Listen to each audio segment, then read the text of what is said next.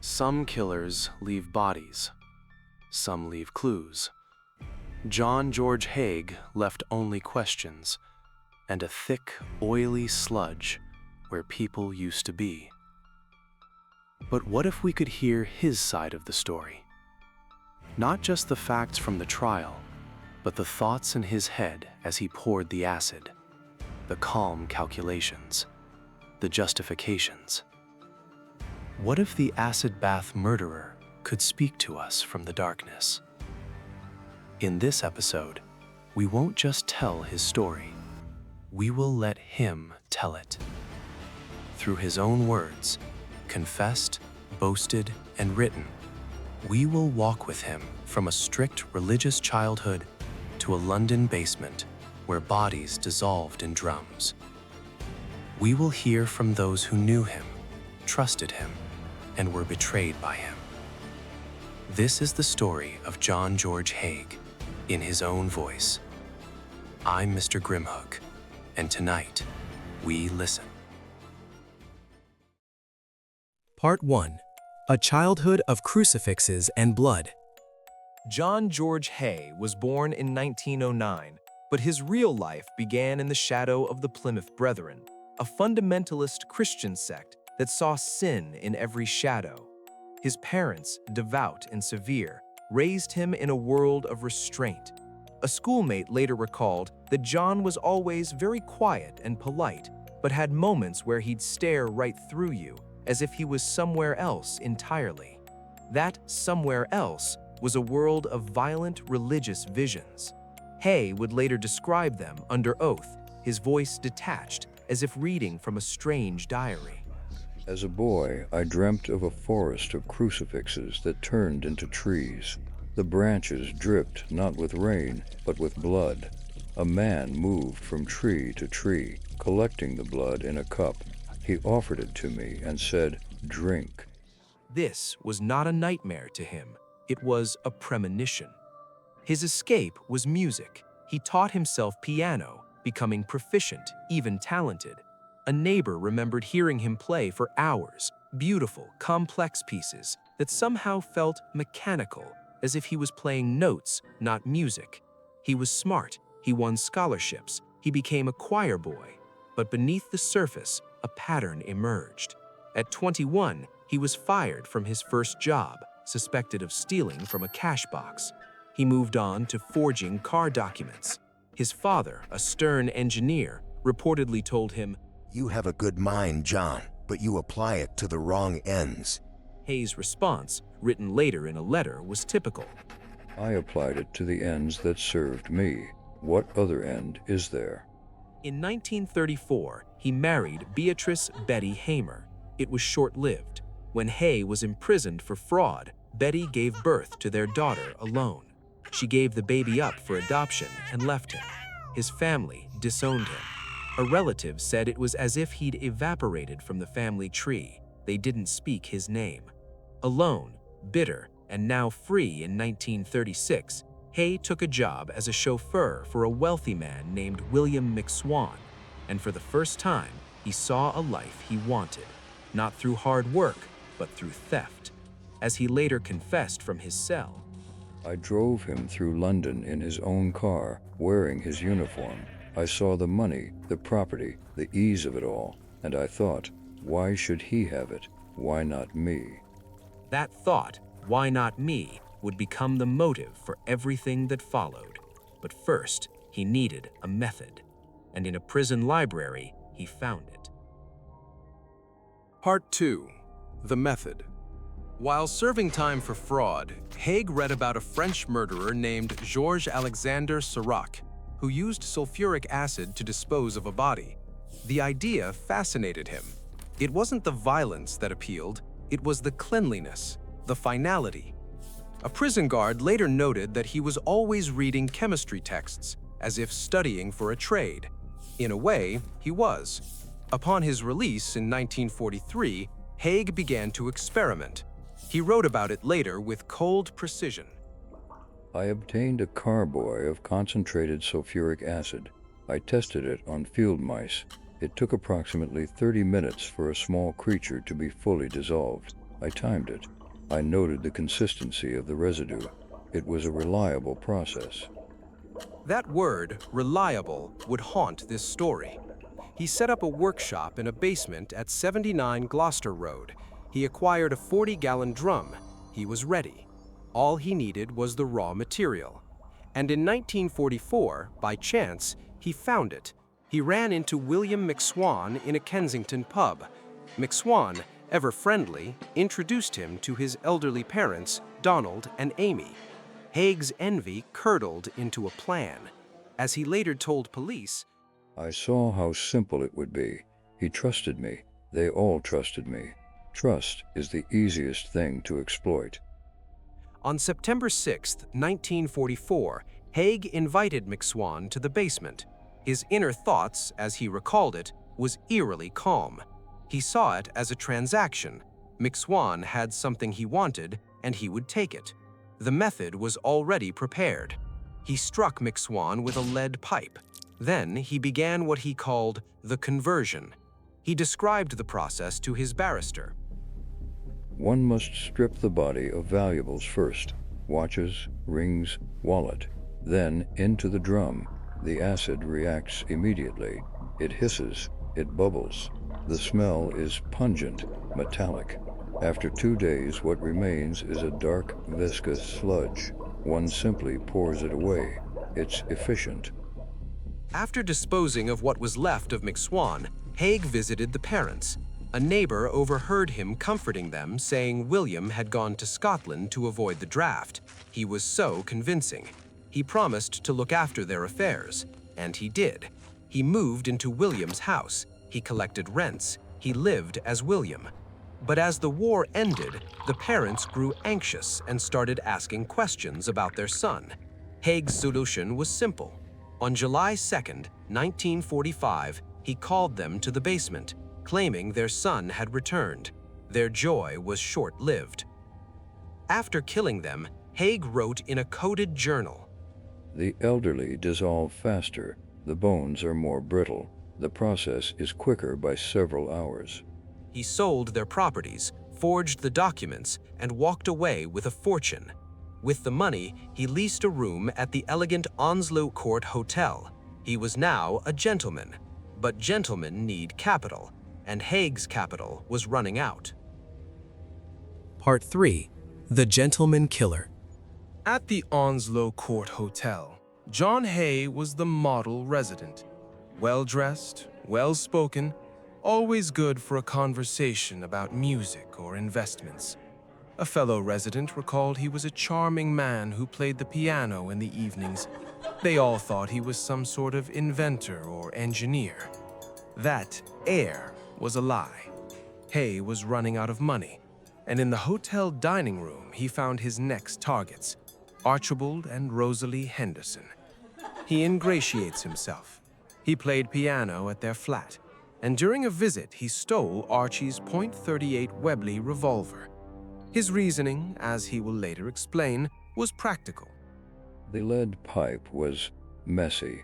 It required force, proximity. A gun was cleaner, more professional. He lured Archie to his new workshop in Crawley on February 12, 1948. His inner thoughts were, as always, focused on process. It had to be quick. One shot, then the telephone call to the wife. He shot Archie. Then he called Rosalie. In a calm, concerned voice, the same voice that had charmed hotel residents, he told her Archie was ill. She rushed over. A friend of the Hendersons said later that Rosie would have done anything for Archie. She was loyal to a fault, and that monster used her love as bait. Haigh shot her too. Then he began the now routine ritual. Strip, drum, acid. But this time he added a flourish. He forged a power of attorney and sold all their possessions. He kept their car. He even kept their dog. In a letter to a pen pal, he wrote, The Hendersons were a profitable venture. The assets were liquidated efficiently. The dog is a nice companion. It doesn't ask questions. What a monster. Back at the hotel, he expressed concern about the Hendersons' sudden trip. He was the picture of a worried friend. But inside, he was already looking for the next opportunity. It came in the form of an elderly widow named Olive Duran Deacon, who sat near him at breakfast, talking about her idea for artificial fingernails. Haigh saw an easy mark: wealthy, alone, trusting. He leaned over, all smiles, and told her he was an engineer who could help her develop that. She was delighted. A friend of Olive's remembered she was so excited, saying at last someone was taking her seriously. Haigh's only thought, as he later admitted, was, She always wore that expensive fur coat. It would fetch a good price. he invited her to his workshop. She agreed. She brought the coat. And on February 18, 1949, she took her last walk into Haigh's lab of dissolution. Part 4. The Mistake. Olive Duran Deacon entered the Crawley workshop, chatting about molds and designs. Haigh closed the door. He shot her in the back of the neck with the same Webley revolver. He later described the moment with a chilling detachment. It was quick. She felt nothing. Then it was simply a matter of processing the asset. He stripped her of her jewelry and her Persian lamb coat. He placed her in the drum. He added the acid. But this workshop had no drain. When the process was complete, Haigh was left with drums of thick, semi-solid sludge. His solution was crude. He poured it onto a rubble pile behind the building. I assumed the elements would handle the rest. He later said, as if commenting on a minor error in a chemical experiment. It was a fatal miscalculation. Back at the hotel, Olive's friend Constance Lane grew worried. She contacted the police. During interviews, Haigh didn't hide. He helped. He was helpful. Detective Inspector Albert Webb later wrote, "He was the most cooperative suspect I've ever met. He offered theories. He suggested places to look. It was as if he was enjoying it." Haigh even drove police to the workshop. But in his attaché case, they found a dry cleaner's receipt for a Persian lamb coat and notes with the names McSwan and Henderson. In the interrogation room, Haigh made his move. He asked Webb, Tell me, frankly, what are the chances of anybody being released from Broadmoor? Broadmoor, the asylum for the criminally insane. Haigh was already scripting his defense. When Webb didn't bite, Haigh smiled and said if he told the truth, it would sound too fantastic to believe. Then he confessed, not just to Olive, but to the McSwans, the Hendersons, and 3 others, 9 in total. He was confessing, but he was also performing, building the legend of the vampire killer. Police searched the rubble pile at Crawley. What they found would shatter Haigh's myth of the perfect crime. Forensic pathologist Dr. Keith Simpson recovered 28 pounds of human fat, gallstones, a foot bone, and a partial denture. The denture was taken to Olive's dentist. He identified it immediately. His hands shook as he held it. It was hers, there was no doubt. To see something so personal in that state. Haigh's acid had not erased the evidence. It had transformed it into something even more damning. His no body, no murder theory was a fantasy, and now he would have to stand trial and convince a jury that he was not a cold, calculating killer, but a madman haunted by blood. Part 5.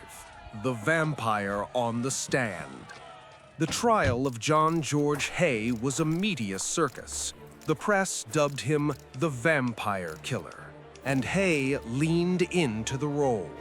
His defense was insanity, and he took the stand to sell it. He recounted his childhood blood dreams in vivid detail. Then he went further. He told the jury, his voice steady. After my accident in 1944, the thirst returned. I drank the blood of at least one of my victims. I had no choice. The gallery erupted. Reporters scrambled. Haigh had given them the headline they wanted. But the prosecution, led by Sir Hartley Shawcross, attacked the performance. He painted Haigh as sane, meticulous, and greedy. He presented the evidence, forgeries, receipts, financial records. This was not madness, Shawcross said. It was malice aforethought. The defense called psychiatrists. One, Dr. Henry Yellowlees, gave testimony that would become infamous. The absolute callous, cheerful, bland, and almost friendly indifference of the accused to the crimes which he freely admits having committed is unique in my experience. That phrase, cheerful indifference, would define Haigh more than any vampire claim. The jury was out for only 17 minutes. Guilty. As the judge donned the black cap, Haigh's mask finally slipped. A court reporter noted he looked confused, as if a calculation had come out wrong. He was sentenced to hang. In the condemned cell, he wrote letters, over 100 of them. In one, he mused, They called me a vampire, a monster. I was neither. I was a businessman. They simply did not understand the business. On the morning of August 10, 1949, executioner Albert Pierpoint arrived. Haigh was led to the gallows. There are no records of last words, but in his final letter he wrote, I go to my death knowing I was right. The method was sound. The world was simply not ready for it. The drop fell. John George Haigh was gone, neck probably broken or twisted, but his story was just beginning to dissolve into legend. Part 6. The Legend Sets. Haigh's notoriety outlived him. The public was fascinated by the well-dressed man who dissolved people. In 1949, the film Obsession was delayed by censors. Its plot was too close to Haigh's story. In the 1960s, Alfred Hitchcock was inspired by Haigh to develop Kaleidoscope, a film from a killer's perspective. It was deemed too disturbing, too real, and was never made. A film historian noted that Hitchcock saw in Haigh the ultimate banality of evil, the polite, ordinary man capable of extraordinary horror. Haigh seeped into pop culture. He was played on television by Martin Clunes, who captured his chilling blandness. Stage plays imagined conversations with him in his cell. Audio dramas let listeners hear his polite, reasonable voice explaining the inexplicable. And at Madame Tussauds, his waxwork was placed in the Chamber of Horrors. A visitor once said, He doesn't look like a killer. He looks like an accountant. That's what stays with you. Why does his story endure? A criminologist explained that Haigh weaponized normality. He wasn't a monster in a mask. He was the man next door, and that is a fear that never goes away. He proved that evil doesn't need a scary face. It can have a pleasant smile and a good ear for music. Part 7. What the Acid Left Behind. John George Haigh claimed 9 victims. We can only prove 6. The others are shadows in his narrative. But the 6 we know were not just entries in a ledger. They were William McSwan, who offered a job to a down-on-his-luck man; Donald and Amy McSwan, who waited for a son who would never come home; Archibald and Rosalie Henderson, who shared their music and their home; and Olive Durand Deacon, who had a simple, hopeful idea. Haigh was wrong. The acid did not make them disappear. It made them unforgettable. The gallstones, the denture, the fat, these were not just evidence. They were a rebellion, a declaration that a human being cannot be wholly erased. Haigh sought a silent, perfect crime, but he ended up creating a story that screams through the decades. In the end, John George Haigh's voice is still here, in his confessions, in his letters, in the cold, clinical way he described the dissolution of human life. He thought the acid would grant him immortality through the perfect crime, Instead, it granted him immortality through infamy. He is remembered not as a genius, but as a warning. The warning that the most dangerous thing in the world can be a charming man with a good idea and a barrel of acid. A man who looked at a human being and saw only a problem to be dissolved. A man who, in his own words, was simply a businessman.